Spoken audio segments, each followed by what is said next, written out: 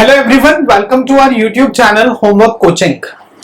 देखिए, environmental engineering के अंदर हम लोग अब तक फिल्ट्रेशन को डिस्कस कर चुके हैं, जिसमें हमने पिछली क्लास में रैपिड सैंड फिल्टर के डिजाइन और इसके पैरामीटर से रिलेटेड डिस्कशन किया था। ठीक है, मैंने आपको बताया था पिछली क्लास में कि रैपिड सैंड फिल्टर होता क्या है, इसे रैपिड सैंड फिल्टर नेम क्यों देते हैं, इसके डिजाइन पैरामीटर्स कौन कौन से हैं, इसके वर्किंग ट्रबल्स कौन सी हैं, और इसी के साथ में हमने इससे रिलेटेड एक न्यूमेरिकल भी कवर किया था, जिसमें हमने डिजाइन डिस्चार्ज के कैलकुलेशन के बेसिस पे नंबर ऑफ फिल्टर यूनिट्स और उसके एरिया की कैलकुलेशंस को जाना था। ठीक, आई होप अब तक आपको सभी पॉइंट्स अच्छे से क्लियर हो गए होंगे। इन केस अगर आपको कोई भी डाउट है, आप हमारे कमेंट सेक्शन में हमें बता सकते हैं। ठीक है, उसके बाद में आपको जो भी आपका डाउट है वो क्लियर कर दिया जाएगा उसी से रिलेटेड। राइट, अभी हम लोग आगे अपने लेक्चर को अगर आगे बढ़ाते हुए चलते हैं, तो आज हम लोग डिस्कस करेंगे, पहले थोड़ा सा आइडिया लेंगे अबाउट प्रेशर फिल्टर।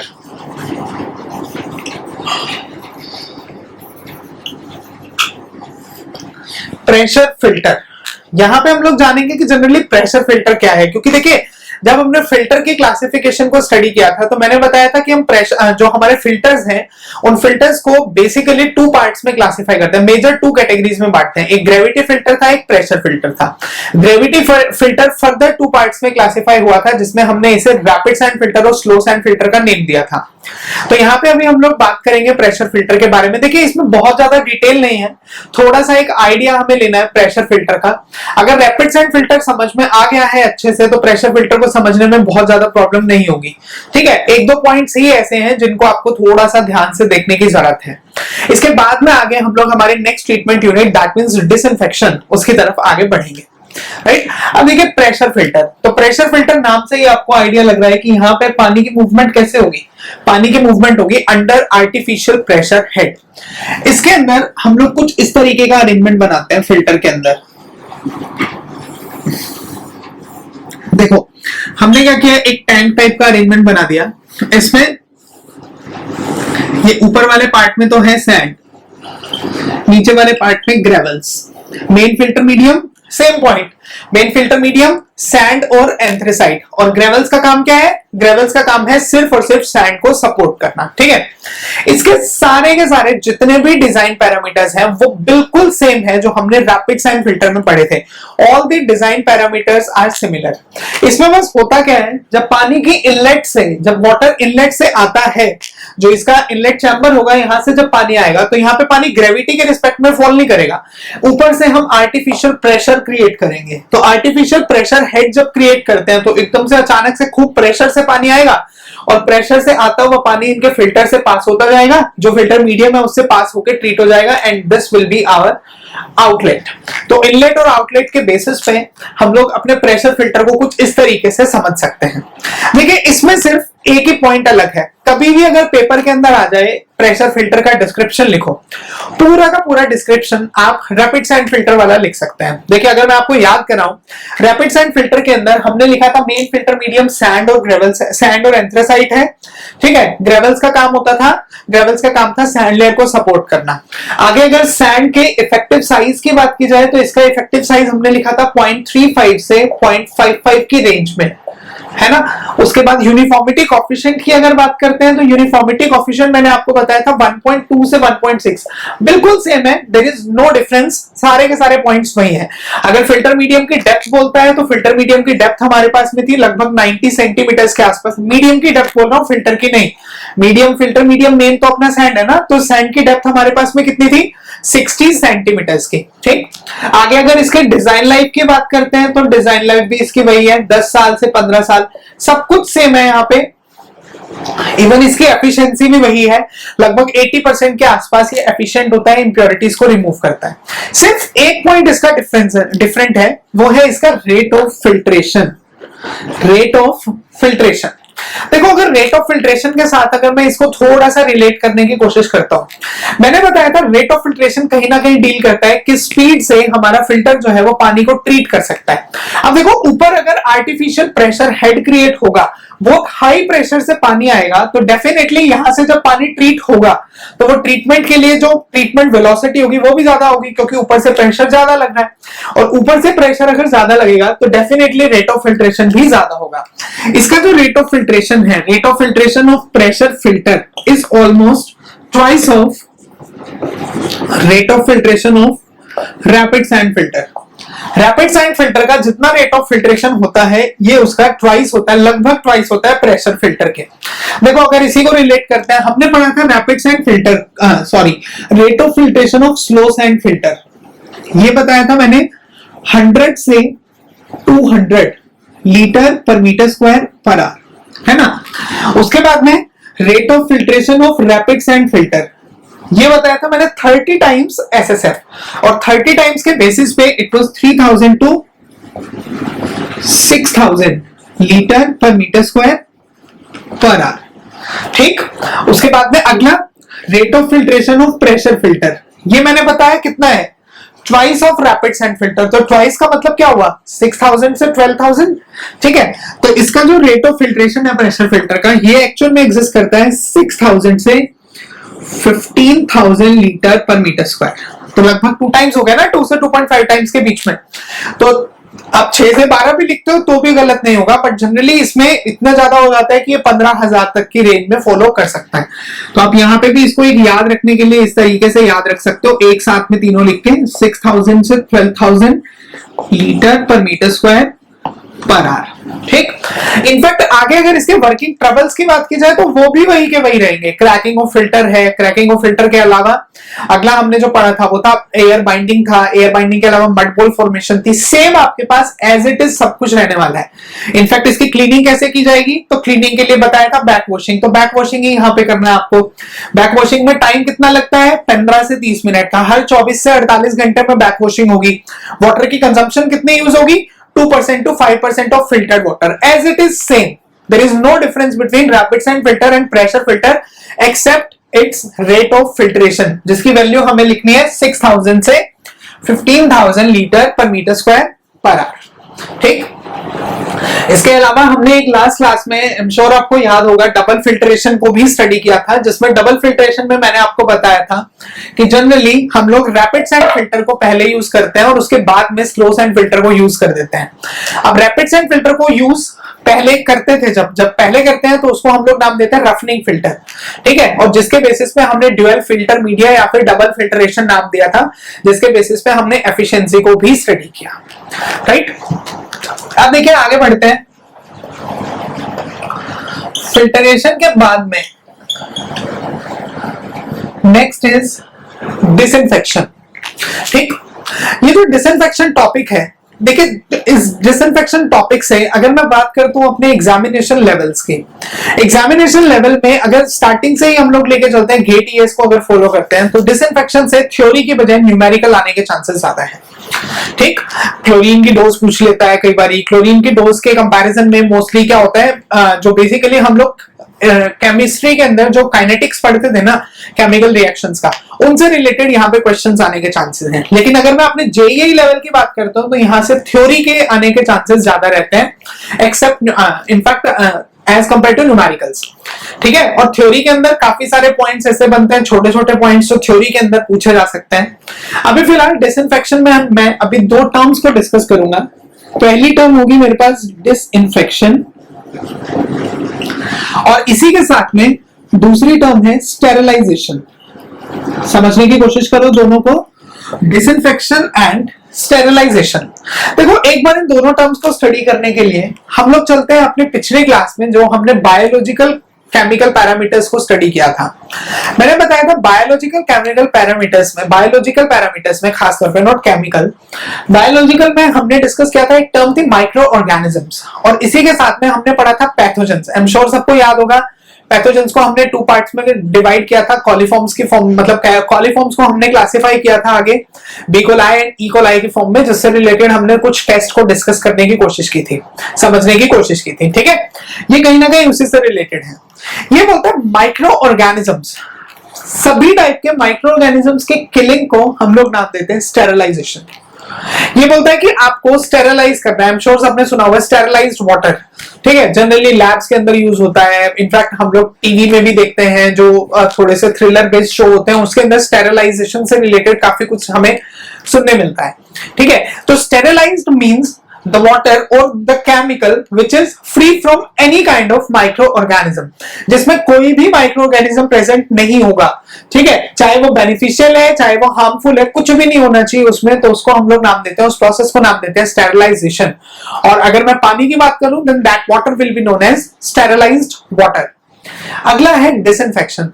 देखो मैंने बताया था कि जो माइक्रोऑर्गेनिजम्स हैं इसमें से कुछ आप निकाल दो, कुछ ऐसे होते हैं माइक्रोऑर्गेनिज्म जो बीमारियां फैलाते हैं और कुछ ऐसे होते हैं जो बीमारियां नहीं फैलाते। तो डिजीज कॉजिंग या डिजीज प्रोड्यूसिंग माइक्रोऑर्गेनिजम्स को हम लोग नाम देते हैं disinfection, sorry disease causing microorganisms को हम लोग नाम देते हैं पैथोजेंस, और पैथोजेंस की किलिंग को नाम दिया जाएगा डिसइंफेक्शन। तो ध्यान रखना दोनों में डिफरेंस क्या है। अगर बोलता है the process of killing of all types of microorganisms तो उसको नाम दिया जाएगा sterilisation. The process of killing of all types of pathogens, बीमारियां फैलाने वाले माइक्रोऑर्गेनिजम्स के किलिंग, तो इसको नाम दिया जाएगा डिसइंफेक्शन।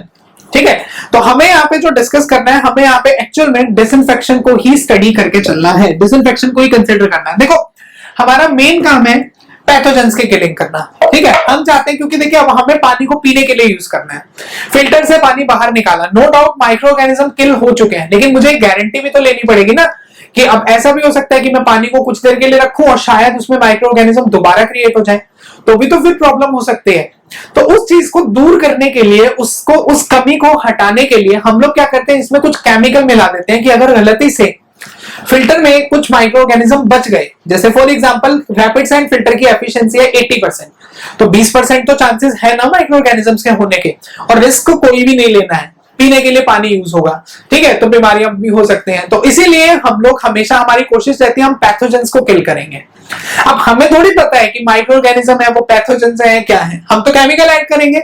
एक्चुअल में हम लोगों का मेन मोटिव है डिसइंफेक्शन करना, लेकिन डिसइंफेक्शन के साथ में कई बार स्टेरिलाइजेशन भी हो जाता है, ठीक है, उसको कंट्रोल नहीं किया जा सकता, लेकिन हमारा मोटिव डिसइंफेक्शन है, पैथोजेंस के किलिंग है, तो इसीलिए हम इसको हमेशा पढ़ेंगे under the category of disinfection. अब देखिए डिसइंफेक्शन में जो हमारा डिसइंफेक्शन प्रोसेस है इसको हम लोग बांटते हैं दो पार्ट्स में। पहला आता है मेरे पास में फिजिकल डिसइंफेक्शन, फिजिकल डिसइंफेक्शन, और इसके अलावा दूसरा आता है हमारे पास में chemical disinfection.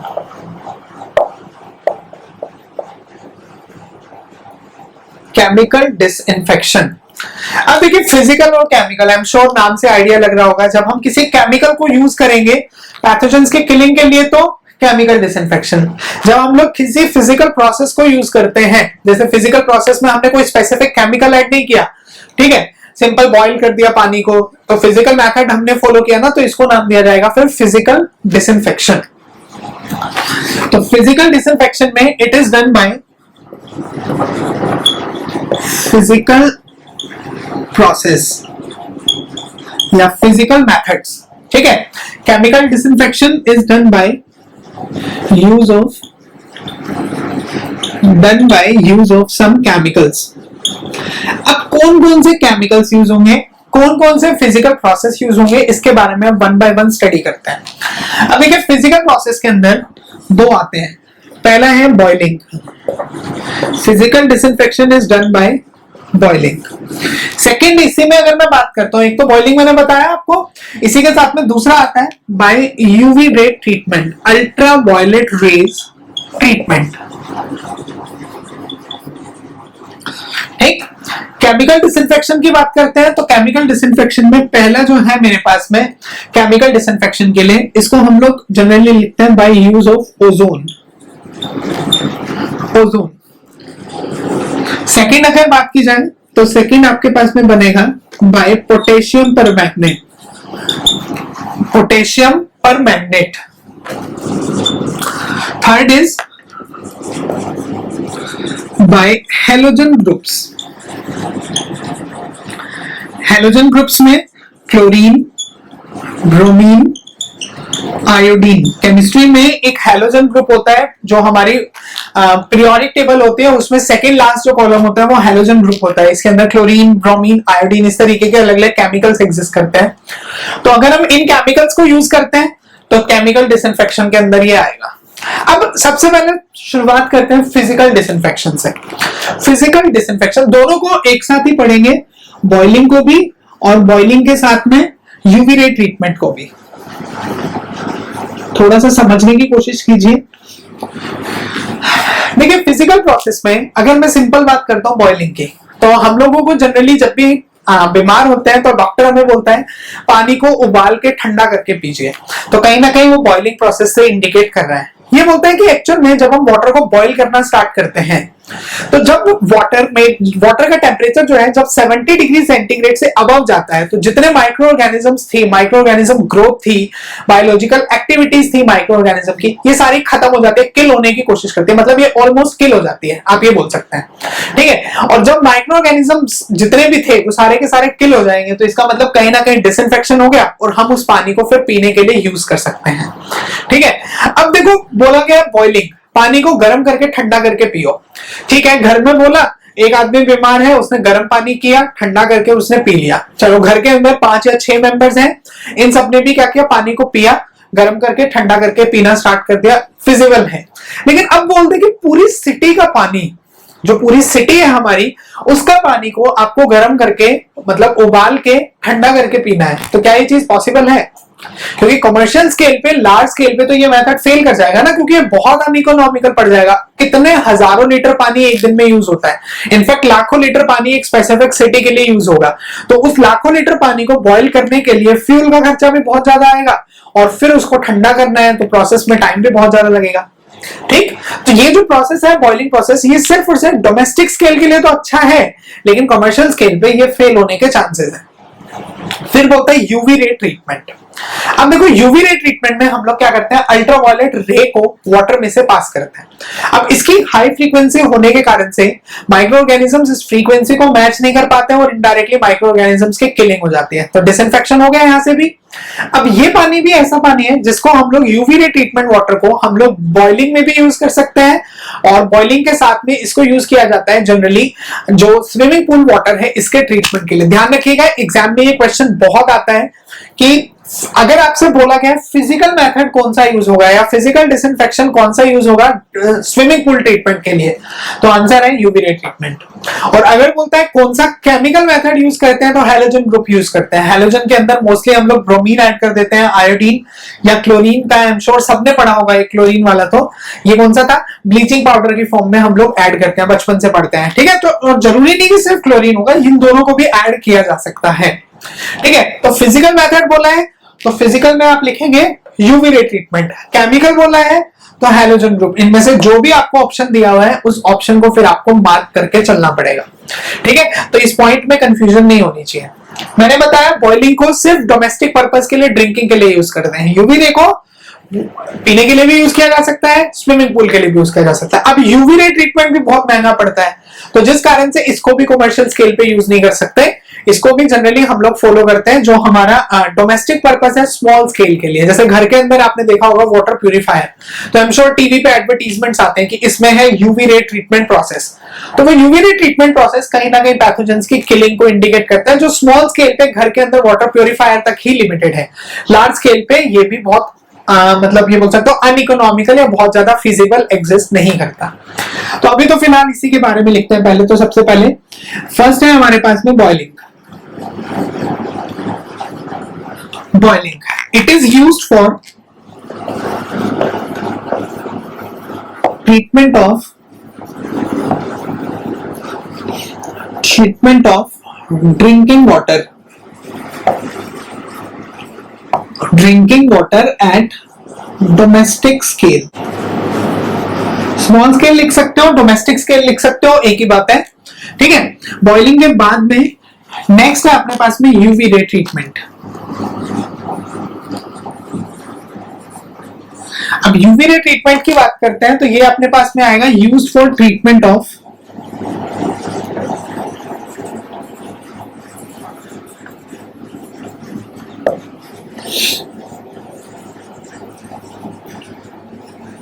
Drinking water, used for treatment of drinking water and swimming pool water। हैं इनकी लिमिटेशंस क्या क्या हैं। लिमिटेशंस ऑफ फिजिकल डिसइंफेक्शन, दोनों की सेम है लिमिटेशंस, चाहे बॉइलिंग बोल दो चाहे यूवी रे ट्रीटमेंट बोल दो, दोनों में हम दोनों सेम लिमिटेशंस को फॉलो करके चलते हैं। अब क्वेश्चन ये है कि एक्चुअल में इसकी लिमिटेशन होती क्या है।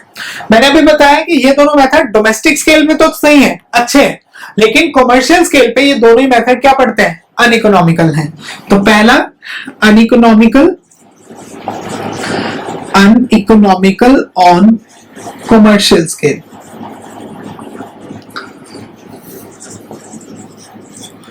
कमर्शियल स्केल, ठीक है, ये बना पहला लिमिटेशन। अब बात करते हैं दूसरी लिमिटेशन की, इसको समझने की कोशिश करो। देखो ये दोनों मेथड्स जो हैं, चाहे बॉइलिंग की बात कर लो चाहे यूवी रे ट्रीटमेंट की बात कर लो, ये दोनों मेथड्स स्मॉल स्केल पे पॉसिबल हैं, लेकिन ये लिमिटेड टाइम पीरियड के लिए है।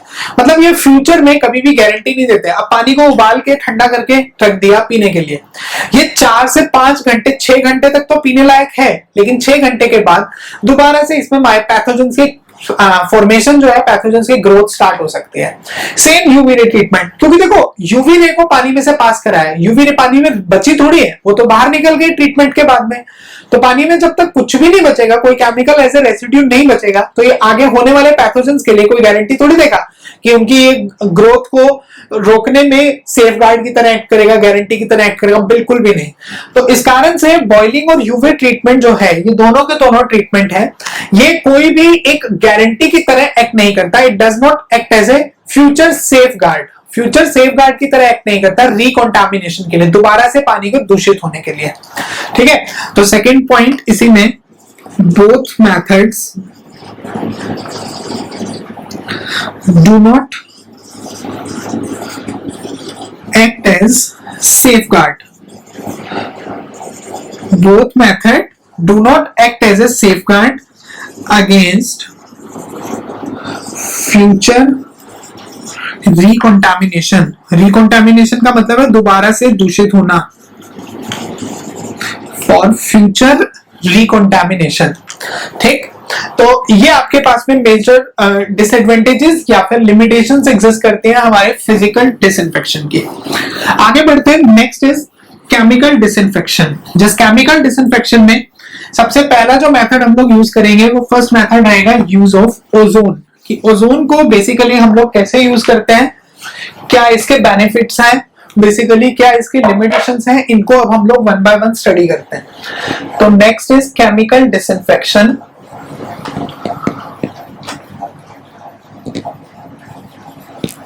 और इस केमिकल डिसइंफेक्शन में जो फर्स्ट है हमारे पास में, that is use of ozone.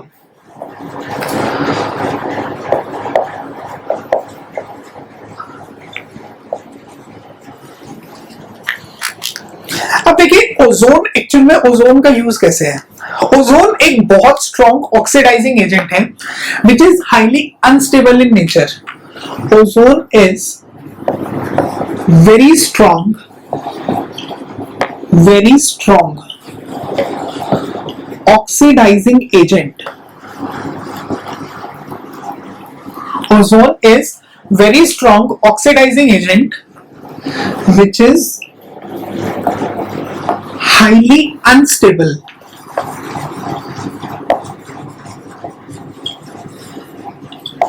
Highly unstable, ठीक है।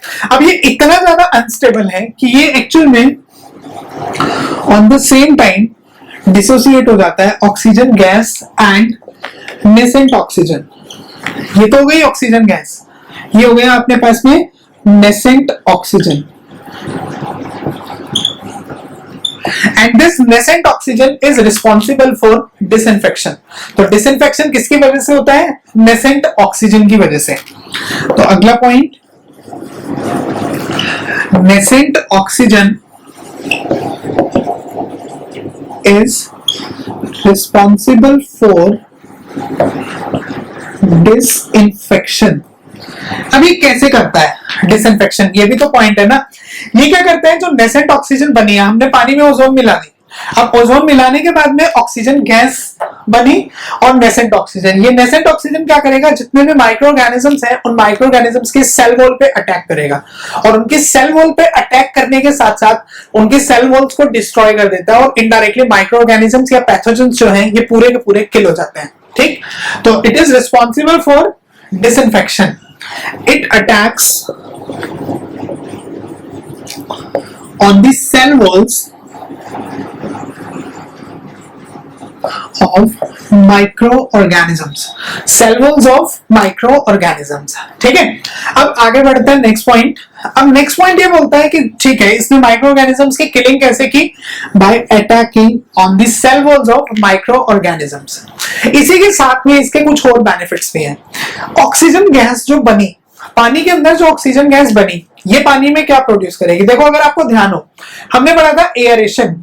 एयरेशन का काम क्या था, एयरेशन का काम था जनरली डिसॉल्व्ड गैसेस को रिमूव करना और डिसॉल्व्ड मिनरल्स को रिमूव करना, और इन दोनों की वजह से पानी का टेस्ट, ऑर्डर, कलर, ये सब भी तो उसमें प्रेजेंट होता है ना। तो बेसिकली जो ओजोन ऑक्सीजन गैस जो बन रही है, ये क्या करता है, पानी के टेस्ट को, जो पानी के अंदर डिसॉल्व्ड गैसेस थे उनको रिमूव कर देगा और पानी के टेस्ट को मीठा करेगा। It adds pleasant taste to water.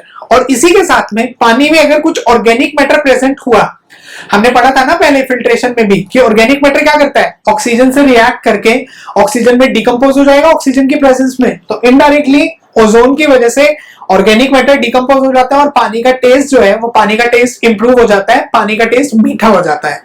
तो अगला point, it adds the pleasant taste to water। ठीक, pleasant taste to water and, और इसी के साथ में it decomposes the organic matter present in water। तो जितना ऑर्गेनिक मैटर पानी में प्रेजेंट था उसको भी डिकम्पोज करने में ये हेल्प करता है। ठीक, आगे क्वेश्चन है इसकी डोज कितनी होगी, डोज ऑफ ओजोन। देखिए वैसे तो ओजोन की डोज जो है ये पानी की क्वालिटी पे डिपेंड करती है, but generally on an average हम लोग 1 से 2 मिलीग्राम पर लीटर के बीच में, आसपास में हम लोग ओजोन को पानी के अंदर ऐड कर सकते हैं। ठीक, 1 to 2 मिलीग्राम पर लीटर। आगे आता है इसकी लिमिटेशंस क्या क्या है। डेफिनेटली कोई मेथड है तो उसकी लिमिटेशंस एग्जिस्ट करती हैं। लिमिटेशंस, इसकी लिमिटेशंस सेम है जो हमने पढ़ी थी फिजिकल डिसइंफेक्शन की। फिजिकल डिसइंफेक्शन के 2 थे, पहला अनइकोनॉमिकल और कमर्शियल स्केल। अब क्योंकि ओजोन जो है अनस्टेबल नेचर ही है, तो इसी कारण से इसको हम लोग नॉर्मली रूम टेम्परेचर पे तो स्टोर नहीं कर सकते, इसको बड़े बड़े सिलेंडर्स में आपको स्टोर करके चलना पड़ेगा। तो उसके लिए हाई प्रेशर मेंटेन करना जरूरी है और इन सब में खर्चा बहुत ज्यादा लगता है और ओजोन वैसे भी महंगी आती है। ठीक है, तो पहला जो है इसकी limitation, that is uneconomical on commercial scale.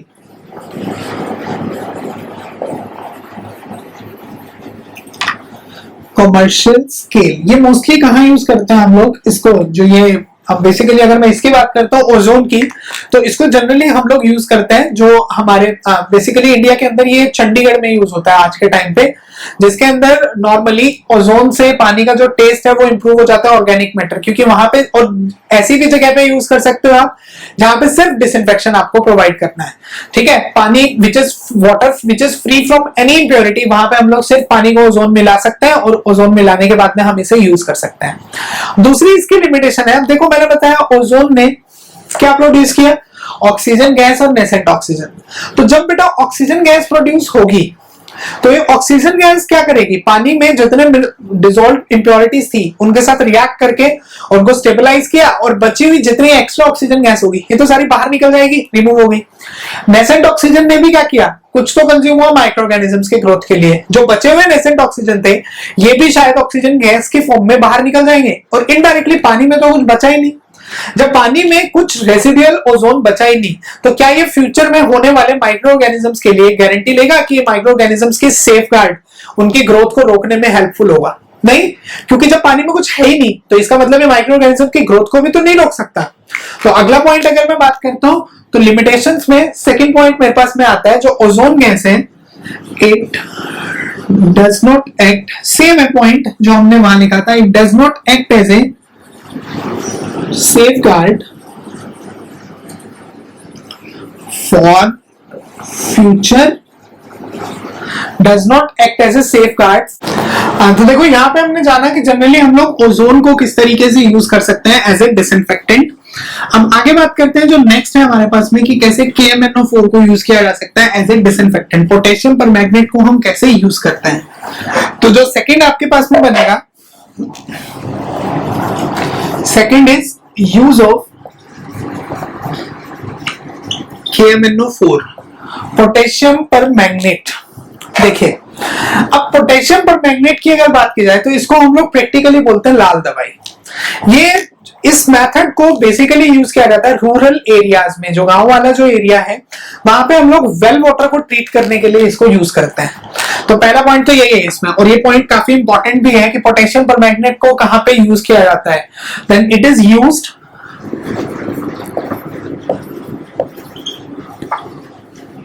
For well water treatment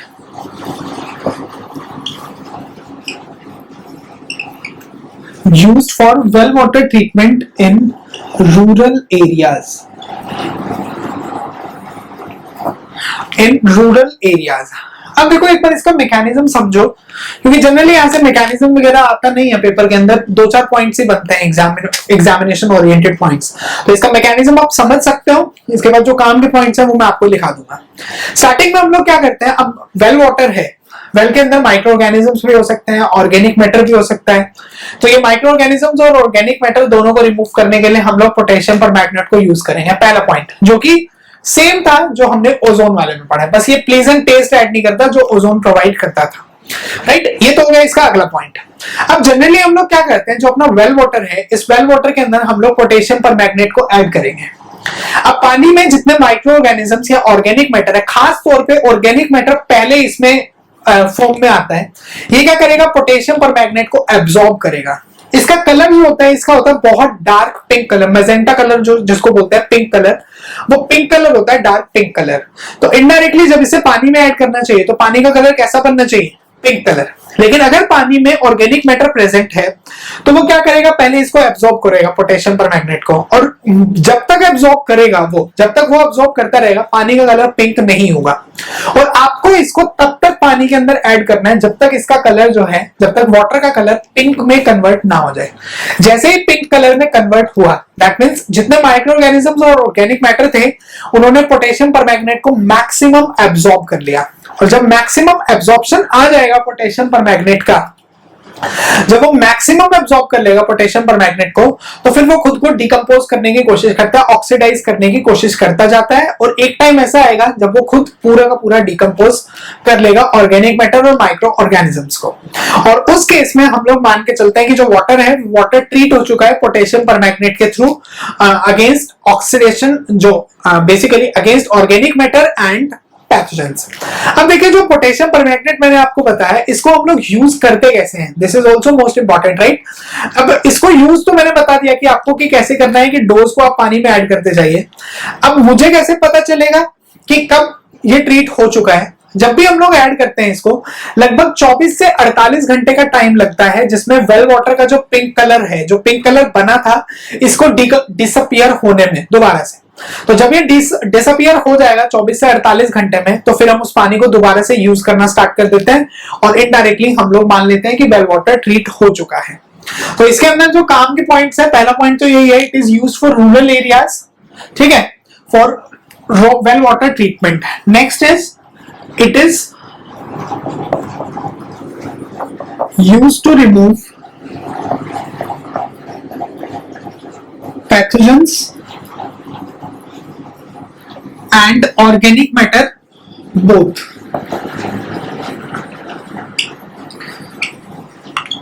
pathogens and organic matter both, ठीक है। इसके बाद में अगर बात करते हैं तो जो अगला पॉइंट आता है मेरे पास में, अगला पॉइंट इसमें ये बोलता है कि देखो ये तो समझ में आ गया सारा मेरे को, ठीक।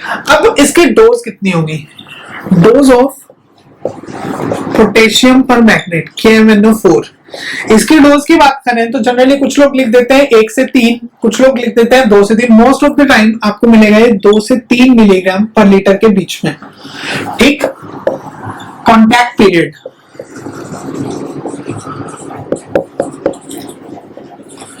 इसका जो कॉन्टैक्ट पीरियड है ये हम लोग लगते हैं 6 to 8 आवर्स, 6 से 8 घंटे के बीच में हम लोग इसके कॉन्टैक्ट पीरियड को मेंटेन करेंगे और इस कॉन्टैक्ट पीरियड के बेसिस पे हम लोग पोटेशियम पर मैग्नेट को यूज कर सकते हैं। मतलब ये 6 से 8 घंटे की रिएक्शन के लिए अगर हम लोग बेसिकली पानी में इसको ऐड करें कि ये 6 से 8 घंटे में इसको रिमूव कर दे अपने जितना भी इंप्योरिटीज थी, तो उसके लिए इसको डोज कितनी चाहिए, 2 से 3 मिलीग्राम पर लीटर के आसपास की, राइट। ये आपके पास में है पोटेशियम पर मैग्नेट का यूज। इसके बाद में आगे बढ़ते हैं, नेक्स्ट आता है मेरे पास use of halogen groups.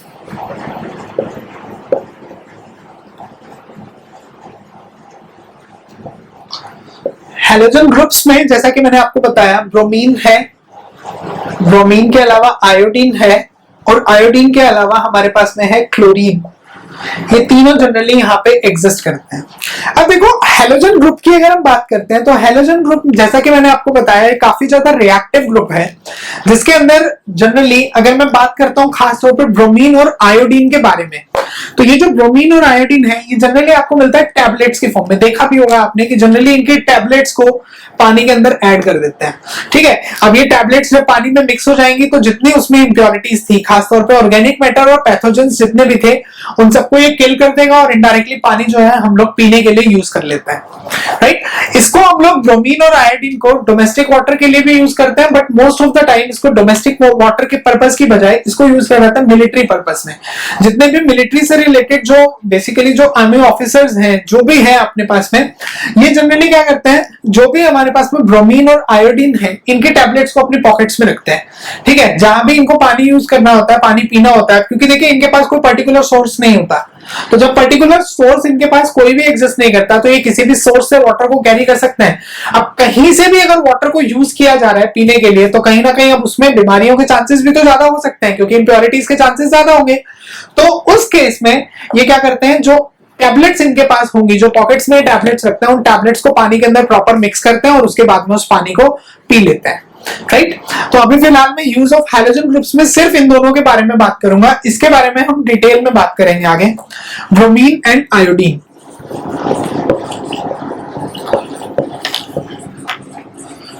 bromine and iodine are used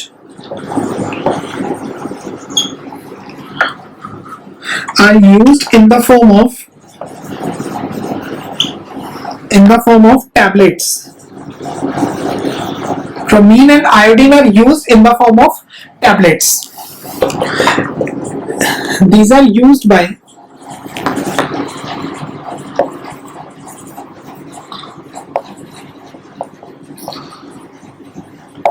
military. तो जितने भी मिलिट्री से रिलेटेड है वो मोस्टली ब्रोमीन और आयोडीन के टैबलेट्स को यूज करते हैं वाटर को ट्रीट करने के लिए। तो बेटा आज की क्लास में हम इतना ही अभी स्टडी करेंगे, क्योंकि जो क्लोरीन का टॉपिक है, ये क्लोरीन का टॉपिक हम लोग बिल्कुल स्टार्ट से लेके एंड तक एक फ्रेश क्लास के अंदर डिस्कस करेंगे नेक्स्ट क्लास में, राइट। तो आज की क्लास में इतना ही, थोड़ा ही हुआ है आई नो, बट स्टिल जितना कराया है आई होप आपको अच्छे से समझ में आया होगा। If you like the video please like, ठीक, लाइक के साथ में कमेंट कीजिए, शेयर कीजिए अपने फ्रेंड्स के साथ में। अगर आपने अभी तक हमारा चैनल सब्सक्राइब नहीं किया है प्लीज सब्सक्राइब द चैनल, ठीक। और इसी के साथ में हम लोग अब आगे अपना नेक्स्ट टेस्ट जो है वो सॉइल का टेस्ट हम लोग शेयर करने वाले हैं, जिसमें हम लोग सिर्फ और सिर्फ प्रॉपर्टीज ऑफ सॉइल जो है टॉपिक हमारे पास में, उससे रिलेटेड क्वेश्चंस को शेयर करेंगे और जिसके बेसिस पे आपको वीडियो सॉल्यूशन भी आगे प्रोवाइड किया जाएगा। Thank you.